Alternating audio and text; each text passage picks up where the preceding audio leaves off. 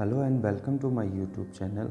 और आज हम पढ़ने वाले हैं इलेक्ट्रॉन ट्रांसपोर्ट चेन।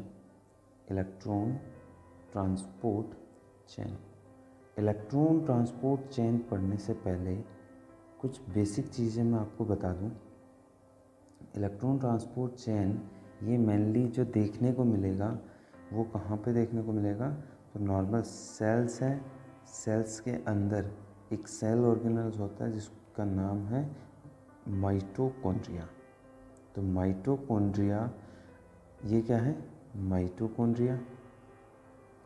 इस माइटोकॉन्ड्रिया वाले पार्ट के अंदर ईटीसी, इसको अपन शॉर्ट में क्या बोल सकते हैं, ईटीसी। ठीक है, तो ये ईटीसी है, इलेक्ट्रॉन ट्रांसपोर्ट चेन है। वो कहाँ देखने को मिलेगी, माइटोकॉन्ड्रिया के अंदर। और माइटोकॉन्ड्रिया के अंदर भी अगर बात करूँ तो कौन से वाले पार्ट में, ये जो अंदर वाली जो फोल्डेड वाली जो मेम्ब्रेन है जिसको अपन बोलते क्या हैं, inner mitochondrial membrane. Inner mitochondrial membrane. ठीक है, यहाँ पर देखने को मिलेगा क्या,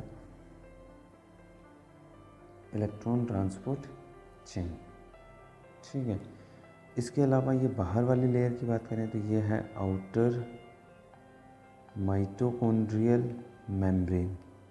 इसके बाद इन दोनों के बीच में, आउटर और इनर के बीच में ये जो स्पेस बचा हुआ है, इस स्पेस को अपन बोलते हैं, ये वाला जो रेड मार्क जहाँ से कर रहा हूँ, ये वाला स्पेस है, इस स्पेस को बोलते हैं इनर मेम्ब्रेन। दो मेम्ब्रेन है तो इस दोनों के बीच में जो गैप है उसको बोलते हैं inner membrane space. Inner membrane space. ठीक है, ये सब इसलिए बता रहा हूँ क्योंकि ये सारे के सारे काम आएंगे कहाँ पर, इलेक्ट्रॉन ट्रांसपोर्ट चेन के अंदर। अब इससे थोड़ा सा पहले चलते हैं कि नॉर्मल सेल्स है वो सरवाइव करने के लिए क्या लेती है, ग्लूकोज का इंटेक करती है। ठीक है, ग्लूकोज के अलावा ऑक्सीजन का इंटेक करती है। मेनली अपन यहाँ पर ग्लूकोज की बात करते हैं, और ग्लूकोज है सेल के पास वो बनता है पायरूवेट। ठीक है, तो ग्लूकोज का टूटकर पायरूवेट में बदलना ये क्या कहलाता है, ग्लाइकोलाइसिस। ठीक है, ग्लाइकोलाइसिस के टाइम पे ये पायरूवेट जो बना है, ये पायरूवेट यहाँ से मूव करके कहाँ आएगा, इस माइटोकॉन्ड्रिया के अंदर। और माइटोकॉन्ड्रिया के अंदर भी कहाँ आएगा, अंदर वाला जो स्पेस है, इस स्पेस के अंदर ये पायरूवेट मूव करके कहाँ आ गया, यहाँ पर। और अंदर एक साइकिल देखने को मिलेगा जिसको अपन बोलते हैं Krebs cycle. Krebs cycle. Pyruvate further acetyl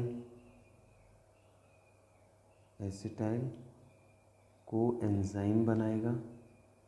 ये एसिटाइल कोएंजाइम, यहाँ पर जो पायरूवेट जो बना है, ये पायरूवेट आगे फर्दर कन्वर्ट होता है एसिटाइल कोएंजाइम के अंदर। ये एसिटाइल कोएंजाइम आगे फर्दर किस में जाएगा, सिट्रिक एसिड साइकिल, जिसको ये अपन क्या बोलते हैं, क्रेब्स साइकिल।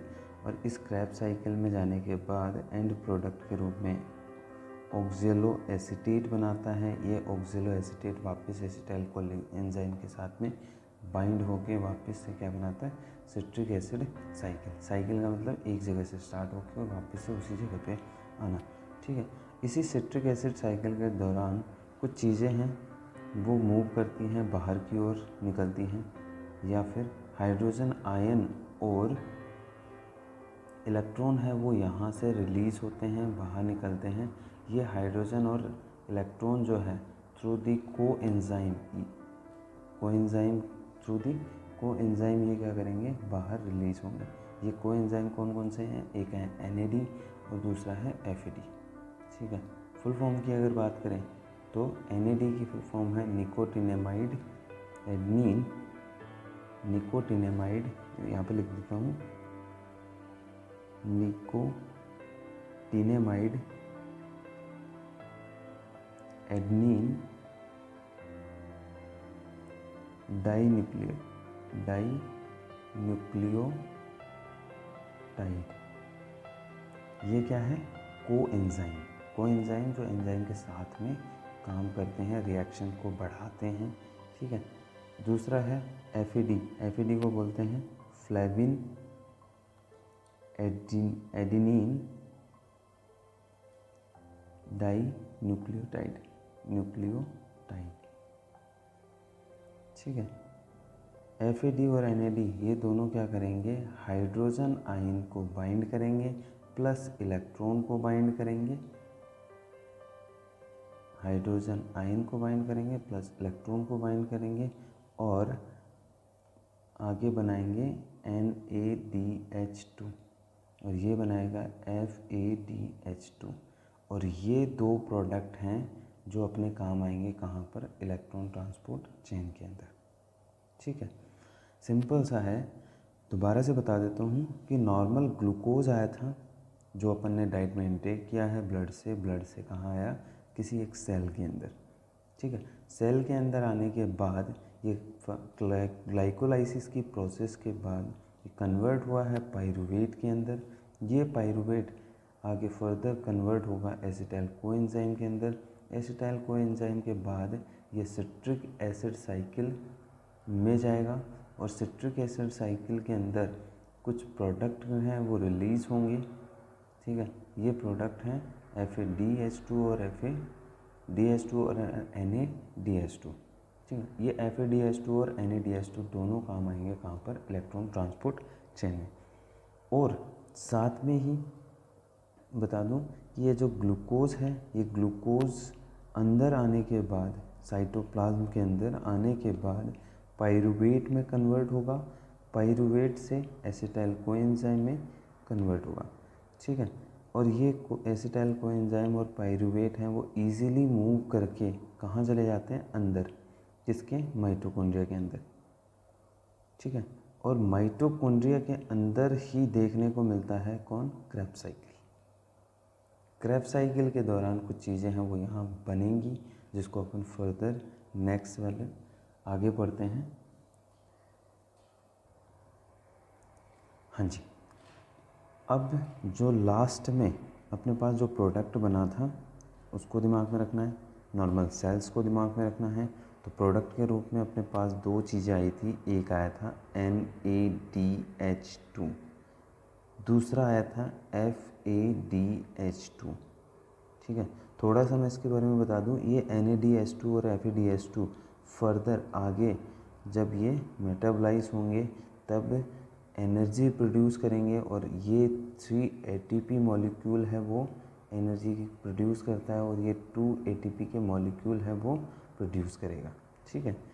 और ये प्रोड्यूशन या फिर ये फॉर्मेशन जो है ATP का सिंथेसिस है वो किसके थ्रू होगा? इलेक्ट्रॉन ट्रांसपोर्ट चेन के थ्रू। अब नॉर्मल जो है इसके अंदर अपन ने डायग्राम पढ़ा था कि एक माइटोकॉन्ड्रिया होगी, ठीक है। ये पूरी सेल है, ये पूरी सेल है और इस सेल के अंदर ये क्या है? माइटोकॉन्ड्रिया, ठीक है। ये माइटोकॉन्ड्रिया के अंदर दो मेम्ब्रेन, ठीक। यहाँ पर तो देखने को मिलता है ग्लाइकोलाइसिस।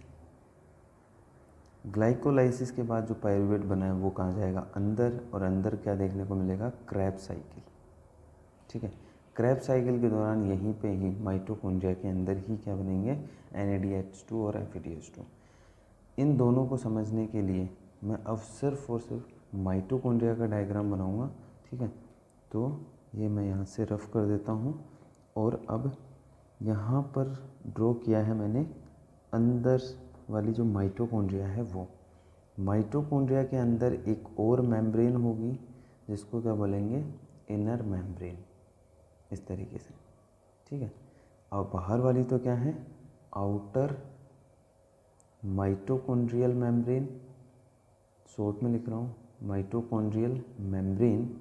और अंदर वाली जो है इसको बोलते हैं अपन इनर माइटोकॉन्ड्रियल मेम्ब्रेन। दोनों के बीच में जो स्पेस है इस स्पेस को अपन ने क्या बोला था? इनर मेम्ब्रेन स्पेस, ठीक है। क्रेब्स साइकिल है वो कहाँ देखने को मिला है? तो क्रेब्स साइकिल कहाँ पर होगा? अंदर, ये यहाँ पर क्रेब्स साइकिल होगा। क्रेब्स साइकिल के दौरान क्या बन रहे थे, NADH2 और FADH2। ठीक है, अब सिर्फ मैं इस पार्ट को यहाँ से जूम करूँगा, कौन से वाले को, यहाँ वाले को, और एक डायग्राम है वो ड्रॉ करूँगा, क्योंकि जो इलेक्ट्रॉन ट्रांसपोर्ट चेन है वो देखने को मिलेगी कहाँ पर, यहाँ पर। इसको समझने से पहले एक डायग्राम ड्रॉ करना है। ये है अपनी माइटोकॉन्ड्रिया की आउटर मेम्ब्रेन, जिसको अपन ने क्या कहा था, outer mitochondrial membrane, outer mitochondrial membrane जो आउटर साइड में होगी। दूसरी जो अपनी मेम्ब्रेन थी जिसको अपन ने क्या कहा था, इनर माइटोकॉन्ड्रियल मेम्ब्रेन।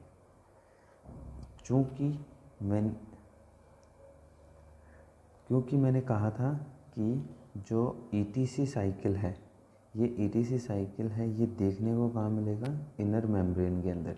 तो ये इनर मेम्ब्रेन को मैं थोड़ा जूम करके इसको बाई लेयर, क्योंकि सेल के अंदर जो मेम्ब्रेन होती है वो कैसी होती है, फॉस्फो बाई लेयर। ठीक है, फॉस्फोलिपिड की बाई लेयर क्या होती है, मेम्ब्रेन होती है। ठीक है, तो ये मैंने क्या किया, सिर्फ इनर मेम्ब्रेन को, इसको मैं यहाँ लिख भी देता हूँ। ये जो है पूरी की पूरी मेम्ब्रेन, इसको क्या बोलते हैं, इनर माइटोकॉन्ड्रियल मेम्ब्रेन, IMM। ठीक है, अब इसके अलावा ये जो स्पेस बच गया इसको क्या बोलते हैं, इनर मेम्ब्रेनस स्पेस, IMS। ठीक है, अब इलेक्ट्रॉन ट्रांसपोर्ट चेन के लिए जो NADH2 बना था यहाँ पर, NADH2, दूसरा बना था FADH2, किसके थ्रू, क्रेब्स साइकिल के दौरान। ठीक है, ये यहाँ से मूव करेंगे और इस मेम्ब्रेन के ऊपर स्पेशल प्रोटीन होंगी, और प्रोटीन भी एक कॉम्प्लेक्स या गुच्छे के अंदर प्रेजेंट होती हैं। ठीक है, प्रोटीन भी हैं, वो कैसे होंगी, एक कॉम्प्लेक्स के रूप में, ये इस तरीके से। कॉम्प्लेक्स नंबर में 5 होंगे total, complex 1, complex 2, complex 3, complex 4। ठीक है, यहाँ पर जिस तरीके से लिखा है उस तरीके से यहाँ पर क्या होंगे, पहला ये है कॉम्प्लेक्स फर्स्ट, ये है कॉम्प्लेक्स थर्ड, ये है कॉम्प्लेक्स 4। ठीक है, अब बीच में रह गया कॉम्प्लेक्स सेकंड। जो कॉम्प्लेक्स सेकंड है वो यहाँ पर होगा इस तरीके से, थोड़ा सा नीचे की ओर। और एक और चीज़ जो मैं बता दूँ, ये जो स्पेस है जिसमें क्रेब्स साइकिल जो अक्कर हो रहा था, ठीक है, इसको अपन, स्पेस को अपन क्या बोलते हैं, मैट्रिक्स, जिसके अंदर क्रेब्स साइकिल बन रहा था। तो यहाँ पर मैं लिख देता हूँ मैट्रिक्स। अब समझ में आ गया होगा। देखो, ये माइटोकॉन्ड्रिया है, माइटोकॉन्ड्रिया की ये जो ब्लू कलर की लाइन बनाई है, ये यहाँ पर ब्लैक कलर की। ठीक है, ये है आउटर मेम्ब्रेन। ये जो है रेड कलर की, जो इस तरीके से लहराते हुए जिसमें क्रिस्टी बनती है, इसको मैंने स्ट्रेट किया है समझने के हिसाब से। ठीक है, अब इसको थोड़ा सा जूम करा है, जिसके अंदर फॉस्फोलिपिड की दोनों लेयर बनाई हैं मैंने, और इसके अंदर कुछ कॉम्प्लेक्सेस होते हैं। कॉम्प्लेक्सेस जो हैं, कॉम्प्लेक्स मतलब गुच्छा है, और गुच्छा किसका होगा, प्रोटीन का, एंजाइम का, को एंजाइम का। ठीक है, तो प्रोटीन, एंजाइम, को एंजाइम, इनसे मिलकर क्या बना है, एक कॉम्प्लेक्स बना है। ठीक है, अब ये कॉम्प्लेक्स क्या काम करेंगे, तो सिंपल सा याद रखना है, इनका काम इतना सा है कि ये क्या करते हैं, इलेक्ट्रॉन को इस NaDH2 से रिसीव करेंगे और फिर एक जगह से दूसरी जगह आगे की ओर मूव करवाएंगे। NaDH2 से FaDH2 से दोनों से क्या करेंगे, इलेक्ट्रॉन रिसीव करेंगे, कौन, ये कॉम्प्लेक्सेस, फिर एक जगह से दूसरी जगह पर इसको मूव करवाएंगे आगे की ओर। ठीक है, तो स्टार्ट करते हैं। NaDH2 है वो कहाँ आएगा, इन कॉम्प्लेक्सेस के पास में, ये आ गया NaDH2। और NaDH2 जैसे इस कॉम्प्लेक्स के पास आया तो ये कन्वर्ट हुआ किसके अंदर, NaD के अंदर। इसको जूम करके रखता हूँ, ये वाला NaDH2 जैसे ही ये इसके पास आया NaDH2 और ये कन्वर्ट हुआ किसके अंदर, NaD के अंदर।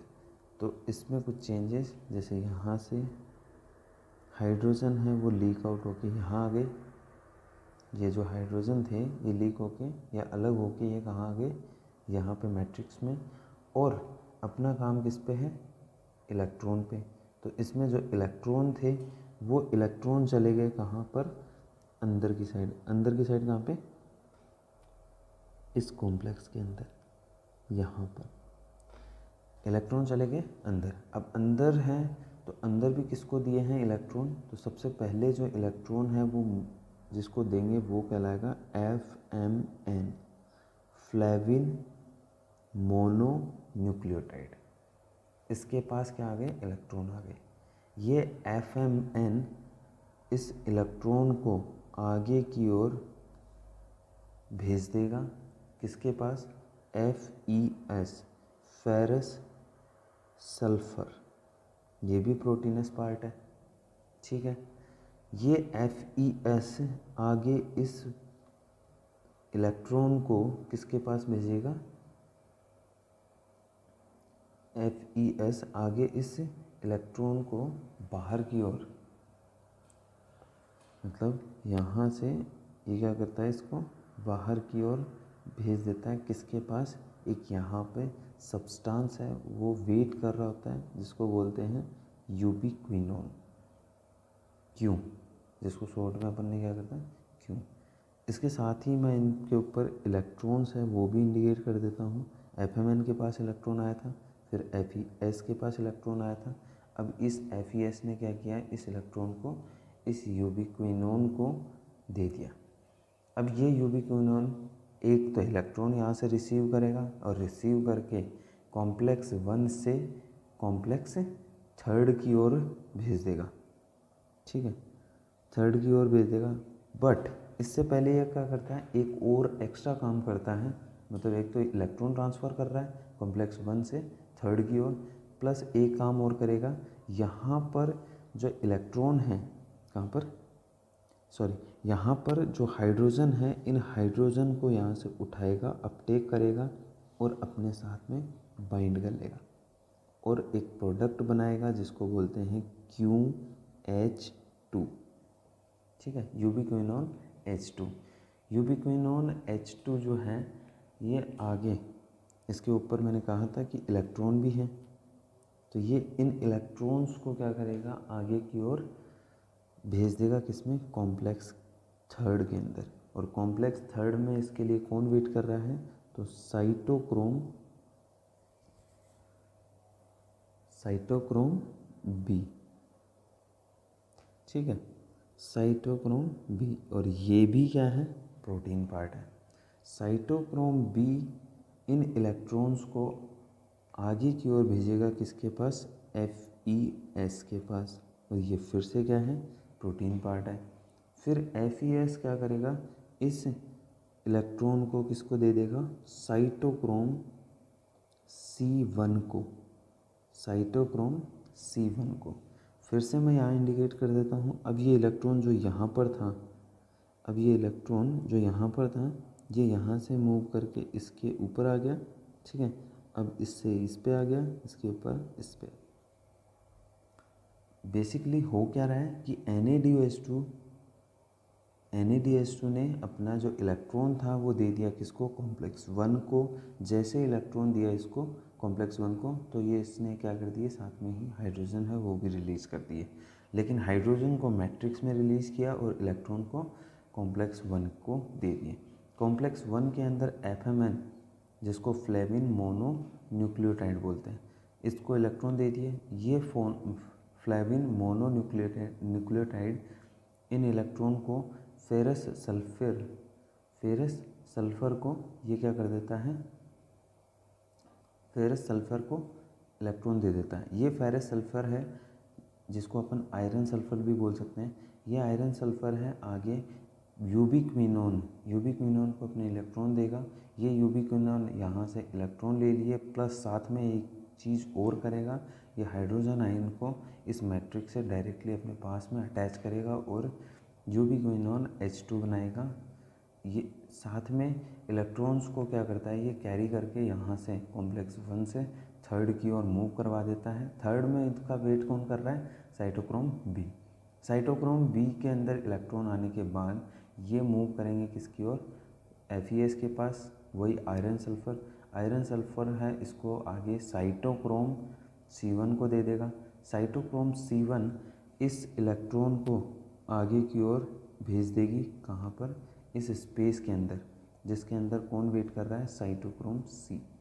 ये साइटोक्रोम C जब रिसीव करेगा किसको, इलेक्ट्रॉन्स को, तब ये भी क्या करेगा, इसको आगे फॉरवर्ड कर देगा। किसको देगा, तो आगे वेट कर रहा है कौन, साइटोक्रोम A।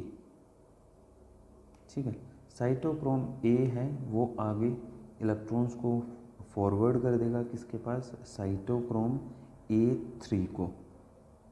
ठीक है, अब मैं फिर यहाँ पर इंडिकेट कर देता हूँ, इलेक्ट्रॉन यहाँ आ गए, यहाँ पर आ गए। बेसिकली NADH2 के पास जो क्रैब साइकिल से जो NADH2 बनाता है, ये NADH2 इन इलेक्ट्रॉन्स को क्या कर रहा है, आगे की ओर कैरी कर रहा है, ट्रांसफ़र कर रहा है। ठीक है, FMN को देगा, FeS को देगा, FeS QS2 को देगा, QS2 फिर साइटोक्रोम B को देगा, FeS को देगा, साइटोक्रोम C1 को देगा, साइटोक्रोम C1 साइटोक्रोम C को देगा, साइटोक्रोम C है वो A को देगा, A है वो साइटोक्रोम E3 को देगा। ठीक है, ये इलेक्ट्रॉन है वो इसी तरीके से क्या होंगे, ट्रांसफ़र होंगे थ्रू दी चेन। इसीलिए अपन इसको क्या कहते हैं, इलेक्ट्रॉन ट्रांसपोर्ट चेन। अब लास्ट में ये जो इलेक्ट्रॉन था ये किसके पास जाएगा, जो सामने वेट कर रहा होगा बेसब्री से, और वो कौन है, ऑक्सीजन। मतलब ये सारा झोल जवाल जो हो रहा है, जो NAD यहाँ से चला है और उसके बाद में ये इलेक्ट्रॉन, और ये किसके पास जाएंगे, तो ऑक्सीजन के पास। ऑक्सीजन वेट कर रहा है किसका, इस इलेक्ट्रॉन का। मतलब इलेक्ट्रॉन है वो आके इससे बाइंड होंगे, ऑक्सीजन हो गया, प्लस यहाँ पर कुछ हाइड्रोजन है वो पड़े हैं पहले से, और क्या बनेगा, H2O। ठीक है, अब इसको समझना है किस तरीके से, तो ये दो हाइड्रोजन है, संयोजकता जो पूरी करते हैं ना वो, और ये जो ऑक्सीजन है ये हाफ यूज़ होगा, इलेक्ट्रॉन है वो यूज़ होके, और क्या बनेगा इससे, वाटर। इस वाटर को है इंडिकेट कर लेना अच्छे से, क्योंकि एक एंड प्रोडक्ट के रूप में मैट्रिक्स के अंदर H2O या वाटर बनता है। ठीक है, दूसरी तरफ अब ये जो क्योंकि अब इतनी देर से अपन पढ़ रहे हैं कि NADH2 जो बना है, ये NADH2 इलेक्ट्रॉन को एक से दूसरे को, दूसरे से तीसरे को, तीसरे से चौथे को, ये इलेक्ट्रॉन को फॉरवर्ड कर रहा है, ट्रांसफ़र कर रहा है एक चैन के रूप में। तो ये क्यों कर रहा है, और इस ट्रांसफ़र या ट्रांसपोर्ट की वजह से होगा क्या, उसकी बात करते हैं। तो NADH2 ने क्या किया था, इलेक्ट्रॉन्स को आगे से आगे फॉरवर्ड किया। अब यहाँ पर कॉम्प्लेक्स 1 के अंदर आपको देखना है, कॉम्प्लेक्स 1 में जैसे ही FMN ने इलेक्ट्रॉन रिसीव किया, इसने क्या कर दिया, उसको आगे फॉरवर्ड कर दिया FeS को, और ये FMN से FeS के पास इलेक्ट्रॉन जब एक से दूसरे के पास जब जाएंगे, ये इस तरीके से है कि पाँच से सात आदमी खड़े हैं, मेंस खड़े हैं। इनको क्या करना है, एक बॉल लेनी है और इस बॉल को एक अपने से आगे वाले पर्सन को क्या कर देना है, ट्रांसफ़र कर देना है। वो क्या करेगा, उसको उससे आगे वाले पर ट्रांसफ़र करेगा। इस तरीके से बॉल को अपन मान लेते हैं इलेक्ट्रॉन। ये इलेक्ट्रॉन एक से दूसरे की ओर ट्रांसफ़र हो रहे हैं थ्रू दी चेन, मतलब जो ह्यूमंस की एक चेन के रूप में क्या होगा, ये बॉल है या फिर इलेक्ट्रॉन है, वो एक से दूसरे में ट्रांसफ़र होंगे। लेकिन जब एक से दूसरे में ट्रांसफ़र हो रहे हैं तब कुछ अमाउंट में वो क्या करते हैं, हीट या फिर एनर्जी प्रोड्यूस करते हैं। यहाँ पर देखो FMN था, FMN FES को क्या कर रहा है, इलेक्ट्रॉन ट्रांसफ़र कर रहा है। तो यहाँ पर कुछ अमाउंट में, यहाँ पर क्या बनेगी, मैं इसको, यहाँ पर कुछ अमाउंट में हीट है वो प्रोड्यूस होगी। ठीक है, ये हीट हर एक बार, जैसे ही FMN ने इलेक्ट्रॉन दिया FES को, FES ने आगे फॉरवर्ड कर दिया एक बार, मतलब थोड़ा सा अमाउंट क्या बना है, हीट का। फिर दूसरा इलेक्ट्रॉन यहाँ से आएगा FMN के पास, FMN ने FES को दिया, थोड़ी और हीट है वो प्रोड्यूस हो गई। फिर तीसरी, चौथी, पांचवी, छठी, इस तरीके से आगे क्या होंगे, हीट का प्रोडक्शन होता रहेगा, हीट या फिर एनर्जी। ये एनर्जी है वो काम आती है किसके लिए, ये एनर्जी एक साथ यूटिलाइज होगी। जो हाइड्रोजन इस मैट्रिक्स में पड़े हैं ना, ये हाइड्रोजन यहाँ से सीधा मूव करके किस में आ जाएंगे, इस कॉम्प्लेक्स के थ्रू, कहाँ पर, ये इंटर मेम्ब्रेन जो स्पेस थी, इस स्पेस के अंदर ये हाइड्रोजन आके एक्यूमुलेट होना स्टार्ट करेंगे। ठीक है, आया समझ कुछ, मतलब हो क्या रहा है, NADH2 ने इलेक्ट्रॉन दिए थे किसको, FMN को, FMN ने दिए FES को, और ये FMN FES को दे रहा है, FES फिर यूबिक्विनोन को दे रहा है। तो ये एक से दूसरे में जब जा रहे हैं इलेक्ट्रॉन, तो यहाँ पर क्या बन रही है, हीट। वैसे ही यहाँ पर क्या हो रही है, हीट प्रोड्यूस होगी। यहाँ पर जैसे यूबिक्विनोन है, यूबिक्विनोन के पास इलेक्ट्रॉन आए और यूबिक्विनोन ने इस इलेक्ट्रॉन को यहाँ से यहाँ मूव करवा दिया साइटोक्रोम बी के पास, जो कॉम्प्लेक्स थर्ड के अंदर है। ठीक है, अब साइटोक्रोम बी है वो FES को देगा, FES C1 को देगा। ठीक है, यहाँ पर भी इसी तरीके से क्या बनेगी, हीट बनेगी, और ये हीट भी क्या करेगी, इस हाइड्रोजन को यहाँ से इस मेम्ब्रेन स्पेस के अंदर भेज देगी। ठीक है, फिर है तीसरा, और तीसरे के अंदर साइटोक्रोम C जो है वो भी इलेक्ट्रॉन लेगा और A को देगा, A फिर 3 को देगा, और उसके बाद यहाँ पे भी हीट बनेगी, और हीट क्या करेगी, हाइड्रोजन आयन को बाहर डाल देगी। एंड में अगर देखोगे तो यहाँ पर ये जो स्पेस है, जिसको अपन क्या बोलते हैं, इंटर मेम्ब्रेनस स्पेस, इस स्पेस के अंदर बहुत सारा अमाउंट में क्या हो जाएगा, हाइड्रोजन जमा हो जाएगा। ठीक है, ये इस तरीके से रहेगा जैसे डैम है, बांध, और इस बांध की ये वाली क्या है, एक वॉल है जो क्या करती है, इसको रोक के रख रही है। इधर पानी नहीं जाएगा, इधर हाइड्रोजन आयन नहीं जाएंगे, तो इधर ये वॉल है वो इसको बांध के रख रही है, तो ये कहीं ना कहीं तो जाएंगे। क्योंकि मैंने पहले ही एक डायग्राम बनाया था, थोड़ा सा मैं इधर और बना देता हूँ, कि अपन के पास ये क्या है, माइटोकॉन्ड्रिया, इसके अंदर ये वाली अंदर वाली इनर मेम्ब्रेन, इस इनर मेम्ब्रेन के अंदर इलेक्ट्रॉन ट्रांसपोर्ट चेन चल रही थी, और इसकी वजह से हाइड्रोजन आयन है वो यहाँ पर आके इकट्ठे होने लग गए। अब ना तो हाइड्रोजन आयन इधर जा सकते और ना इधर जा सकते, ये कहाँ रहेंगे, इसमें एक्यूमुलेट रहेंगे, कलेक्ट रहेंगे, और एक टाइम तक ये क्या कर सकते हैं, यहाँ कलेक्ट हो सकते हैं, लेकिन इसको क्या करना पड़ेगा, बाहर तो निकालना पड़ेगा। तो अब समझना, बहुत ही प्यारा टॉपिक है आगे। अब ये जो जितना सारा हाइड्रोजन है वो इकट्ठा हुआ है ना, यहाँ पर ये जितना सारा हाइड्रोजन है वो इकट्ठा हुआ है ना, ये यहाँ से मूव करके, यहाँ से मूव करके और दूसरी साइड आएगा, और दूसरी साइड क्या है, मैट्रिक्स, और जिससे मूव करके आएगा उसको अपन बोलते हैं कॉम्प्लेक्स 5, कॉम्प्लेक्स 5।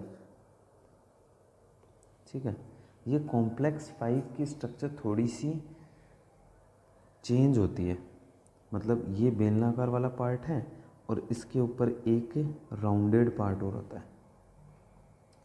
बेलनाकार जो पार्ट है इसको तो अपन बोलते हैं F0 और ये वाला जो है इसको बोलेंगे F1। ठीक है,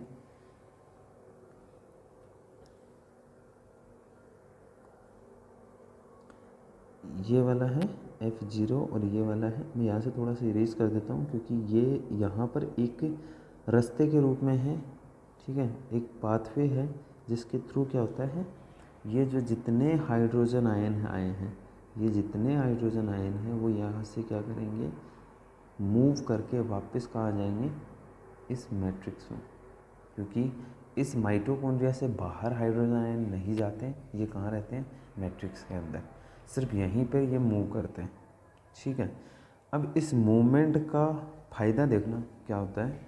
ये F0 वाला जो पार्ट है, ये जो रास्ते के अंदर है, ये F0 वाला जो पार्ट है, इसके अंदर इस तरीके की सेटिंग्स होती हैं कि इससे अगर हाइड्रोजन आयन अगर मूव करेंगे, जैसे मैंने अभी एग्जांपल दिया था डैम का, बांध का, कि बांध के अंदर क्या होता है कि नॉर्मल चारों तरफ से पानी होता है, पानी के बाद एक वॉल होती है बड़ी सी, और उस वॉल के अंदर कुछ छोटे छोटे गेट होते हैं। ठीक है, इन गेट के अंदर टरबाइन लगे होते हैं, जो फ़ैन मान सकते हो एक तरीके से, कि अगर अपन इस गेट को ओपन करेंगे तो वो टरबाइन है, वो फ़ैन है, वो घूमेंगे, और वो घूमेंगे तो साथ में क्या होगा, एनर्जी का या फिर लाइट का, इलेक्ट्रिसिटी का क्या होगा, प्रोडक्शन होगा। सेम थिंग है वो यहाँ पर होगी। यहाँ पर क्या है, इस हाइड्रोजन आयन को आप वाटर मान लीजिए, इनको आप दरवाजे मान लीजिए, इनके अंदर जो टरबाइन है, पंखे हैं, ये क्या करेंगे, एनर्जी प्रोड्यूस करेंगे। ठीक है, एनर्जी प्रोड्यूस करके जैसे जैसे हाइड्रोजन आयन इनसे मूव करके कहाँ आएगा, F1 की ओर, और F1 से वापस कहाँ, मैट्रिक्स के अंदर, वैसे वैसे यहाँ पर एनर्जी है वो बनेगी। या फिर दूसरा बोल सकता हूँ कि ADP से ATP बनेगा, ADP से ATP बनेगा, मतलब ATP सिंथेसिस होगा। ठीक है, इसीलिए अपन इस वाले पाथवे, इस वाले गेट को या इस वाले कॉम्प्लेक्स को क्या बोलते हैं, F0 F1 ATPase, ATPase। ठीक है, F1 या फिर दूसरा इसको अपन बोल ही रहे हैं कॉम्प्लेक्स 5। ठीक है, फिर एक चीज़ है वो यहाँ पर रह गई, अगर ध्यान दिया हो तो यहाँ पर अपन ने एक और डायग्राम बनाया था जिसको अपन ने क्या बोला था, कॉम्प्लेक्स सेकंड। ये जो है यहाँ पर, इस कॉम्प्लेक्स सेकंड का काम क्या है, अभी मैंने स्टार्टिंग में बोला था कि FADS2 बनता है और साथ में NADS2 बनता है। NADS2 के लिए तो मैंने कह दिया कि ये क्या कर रहा है, NAD रिलीज़ कर रहा है, हाइड्रोजन इधर रिलीज़ कर रहा है, इलेक्ट्रॉन को आगे की ओर फॉरवर्ड करके, और क्या बना रहा है, एक चेन बना रहा है। ठीक है, लेकिन FAD का यहीं पर रुका हुआ है। ये FAD किसके थ्रू, इस कॉम्प्लेक्स सेकंड के थ्रू अपने इलेक्ट्रॉन्स हैं वो देगा किसको, FES को। ठीक है, इसके अंदर कौन वेट कर रहा है, कौन सा प्रोटीन वेट कर रहा है, FES, जिसको फेरस या फिर आयरन सल्फर बोलते हैं। FAD ने क्या किया, इसको इलेक्ट्रॉन दे दिया अपना, और उसके बाद ये क्या कर रहा है, ये FES सेम जैसे यहाँ पर FES था, इसने क्या किया, यूबिक्विनोन को दिया था ना, वैसे ही ये भी क्या कर रहा है, FES अपने सारे इलेक्ट्रॉन किसको दे देता है, इस यूबिक्विनोन को दे देता है। बस इतना सा काम है किसका, कॉम्प्लेक्स सेकंड का। ठीक है, अभी ओवरऑल फिर से देख लूँ एक साथ, ये अपनी क्या थी, माइटोकॉन्ड्रिया। माइटोकॉन्ड्रिया की जो ये रेड लाइन में जो बना रखी है, ये इनर मेम्ब्रेन है, ये ब्लू कलर वाली है, ये आउटर मेम्ब्रेन है। ठीक है, इन दोनों के जो बीच का स्पेस है उसको इनर मेम्ब्रेन या इंटर मेम्ब्रेनर स्पेस बोलेंगे। ठीक है, इंटर मेम्ब्रेनर स्पेस बोलेंगे। और इस वाली लेयर को, जो इनर मेम्ब्रेन है, इसको अपन ने क्या किया है, थोड़ा जूम किया है, और फॉस्फोबाइलिपिड की डबल लेयर होती है, इसलिए इसकी 2 लेयर बनाई है रेड पेन से।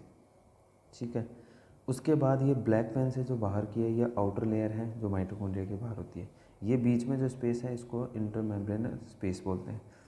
ठीक, अब बात करते हैं सिर्फ और सिर्फ किसकी, इनर मेम्ब्रेन, इनर माइटोकॉन्ड्रियल जो मेम्ब्रेन है उसकी। इस इनर माइटोकॉन्ड्रियल मेम्ब्रेन के अंदर का जो स्पेस होता है जिसको अपन मैट्रिक्स बोल रहे हैं, इस मैट्रिक्स के अंदर कंटिन्यूअस का चल रहा होता है क्रैब साइकिल। ठीक है, क्रैब साइकिल के लिए जो प्रोडक्ट है वो क्या चाहिए होता है, पायरूवेट। और पायरूवेट कहाँ से मिल रहा है, जो ग्लूकोज है उससे। ग्लूकोज है वो ग्लाइकोलाइसिस होके ग्लूकोज है वो टूट के और क्या बना रहा है, पायरूवेट। और ये पायरूवेट क्रैब साइकिल में यूज़ हो रहा है। और क्रैब साइकिल FADH2 और NADH2 दो प्रोडक्ट बना रहा है। इन प्रोडक्ट में एक तो हाइड्रोजन आयन होंगे और साथ में एनर्जी होगी या इलेक्ट्रॉन होंगे। ठीक है, NADH2 है, ये क्या करता है, कॉम्प्लेक्स 1 को अपने इलेक्ट्रॉन दे देता है और हाइड्रोजन आयन को मैट्रिक्स में छोड़ देता है। इधर दूसरा जो है FADH2, ये भी क्या करता है, अपने जो इलेक्ट्रॉन्स हैं वो दे देता है कॉम्प्लेक्स सेकंड को। कॉम्प्लेक्स सेकंड के अंदर जो FES है उसको, और हाइड्रोजन आयन को कहाँ छोड़ देता है, इसी मैट्रिक्स के अंदर। कहने का मतलब ये है कि मैट्रिक्स के अंदर क्या रहेंगे, हाइड्रोजन आयन। सिर्फ मूव कौन कर रहा है, इलेक्ट्रॉन। पहला जो मूवमेंट है वो कॉम्प्लेक्स 1 से स्टार्ट होगा। कॉम्प्लेक्स 1 के अंदर अगर बात करूँ तो FMN पहला रिसीविंग प्रोटीन है। ठीक है, FMN क्या कर रहा है, FMN इस इलेक्ट्रॉन को लेगा और FES को देगा, FES यूबिक्विनोन को देगा। ये एक से दूसरे में जो ट्रांसफ़र हो रहे हैं इसकी वजह से क्या हो रहा है, एनर्जी प्रोड्यूस हो रही है या हीट प्रोड्यूस हो रही है। ये हीट काम आएगी क्या, किसके लिए, जो मैट्रिक्स के अंदर हाइड्रोजन आयन छोड़ा था ना अभी, ये हाइड्रोजन आयन डायरेक्टली किस में चला जाए, इनर मेम्ब्रेन स्पेस के अंदर। दूसरा, यूबिक्विनोन के पास जो इलेक्ट्रॉन आए हैं वो फर्दर आगे की ओर मूव करेंगे और साइटोक्रोम बी के पास जाएंगे। साइटोक्रोम बी उनको FES को देगा, FES साइटोक्रोम C1 को देगा, जो सारे के सारे किस्में होते हैं कॉम्प्लेक्स थर्ड के अंदर। कॉम्प्लेक्स थर्ड के अंदर जब साइटोक्रोम C1 के पास में इलेक्ट्रॉन पहुंच जाएंगे, ये क्या करेगा, साइटोक्रोम C को दे देगा। साइटोक्रोम C इन इलेक्ट्रॉन को आगे कॉम्प्लेक्स 4 के अंदर साइटोक्रोम A को दे देगा और साइटोक्रोम A है उसको A3 को दे देगा। इस इलेक्ट्रॉन ट्रांसफ़र की वजह से यहाँ पर हीट प्रोड्यूस होगी और ये हीट है वो क्या करती है, इन हाइड्रोजन आयन को यहाँ से मैट्रिक्स से उठा के कहाँ डाल देती है, इनर मेम्ब्रेन स्पेस में। एक टाइम के बाद इनर मेम्ब्रेन स्पेस के अंदर बहुत सारे हाइड्रोजन आयन डिपॉजिट हो जाएंगे और ये बाहर आने की कोशिश करेंगे। तब यहाँ पर एक रास्ता है वो ओपन होगा जिसको अपन कॉम्प्लेक्स 5 बोलते हैं, या इसी के अंदर F0 F1 ATPase बोलते हैं इसको। इसकी वजह से एनर्जी प्रोड्यूस होगी, जो ATP है वो कन्वर्ट होगी, ADP है वो कन्वर्ट होगी ATP के अंदर। ADP का फॉस्फेट के साथ में जुड़ना और जुड़ के ATP बनाना, ये क्या कहलाता है, फॉस्फोरिलेशन। ये क्या कहलाता है, फॉस्फोरिलेशन।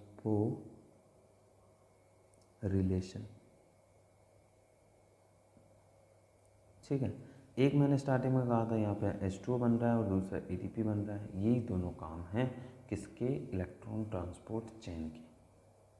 ठीक है, अब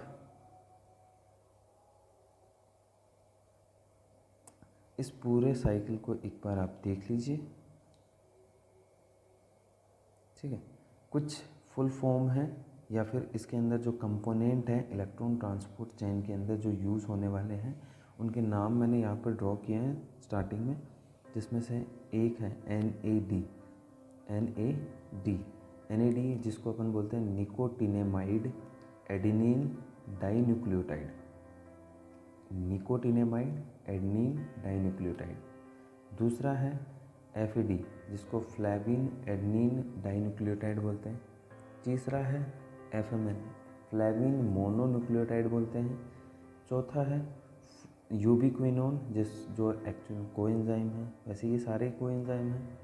फिर आयरन सल्फर है, ये एक प्रोटीन है। साइटोक्रोम है, ये भी एक प्रोटीन है। इसके अंदर सिर्फ और सिर्फ ये वाला जो है ये कौन सा होता है, फैटी पार्ट होता है, फैट होता है। बाकी सारे क्या हैं, प्रोटीन पार्ट हैं ये सारे के सारे। इनमें से ये तीन जो हैं, ये जो स्टार्टिंग के हैं, इनके बारे में फर्दर एक और वीडियो बनाऊंगा और इसके अंदर डिटेल में बताऊंगा कि ये सारी चीज़ें हैं क्या। बस अभी के लिए आप याद रख लेना कि ये प्रोटीन है, कोएंजाइम है, एंजाइम्स हैं, ठीक है, जो क्या करते हैं, इलेक्ट्रॉन ट्रांसपोर्ट चेन को कंडक्ट करवाते हैं। इलेक्ट्रॉन्स ट्रांसपोर्ट चेन को क्या करेंगे, कंडक्ट कराएंगे। और इलेक्ट्रॉन ट्रांसपोर्ट चेन है, इसकी अगर बात करें तो ये क्या है, लास्ट कॉमन पाथवे है किसका, एरोबिक साइकिल का। जो एरोबिक सेल होती हैं उनके अंदर जो पाथवे चलते हैं उनमें ये लास्ट वाला पाथवे है। इसके बाद में जो NADH2 है वो NADH2 पूरी तरीके से क्या बना देता है, ATP, और ATP को सेल है वो यूटिलाइज कर लेती है। एंड प्रोडक्ट के रूप में वाटर बन जाता है, ठीक है। तो इसके बारे में अभी के लिए इतना ही, और इससे रिलेटेड जितने भी सारे नोट्स हैं वो PDF में मैं इसी वीडियो के लिंक में उसको शेयर कर दूंगा, ठीक है, डिस्क्रिप्शन बॉक्स में। तो वहाँ से आप उन सारे के सारे जो नोट्स हैं उसको आप वहाँ से रीड कर लीजिएगा, ठीक है। Thank you so much.